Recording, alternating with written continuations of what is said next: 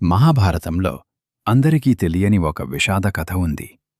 కౌరవుల ఏకైక చెల్లెలు దుశ్శల కథ. 100 మంది అన్నల మధ్య పెరిగిన రాజకుమారి. ఆమె జీవితం ప్రేమతో ప్రారంభమైంది. సింధురాజు జయద్రథుడితో ఆమె వివాహం జరిగింది.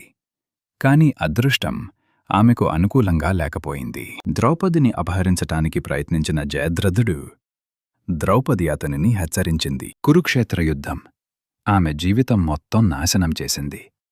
అన్నలు, భర్త అందర్నీ కోల్పోయింది. అర్జున, నా దగ్గర ఉన్నది వీడు ఒక్కడే. దయచేసి వీడిని కాపాడండి. శత్రువైన ఆమె బాధను అర్థం చేసుకున్న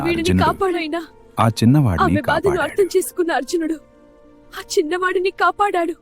భయపడకు, నేను ఈ బాలుడిని రక్షిస్తాను. ధన్యన మహారాజా.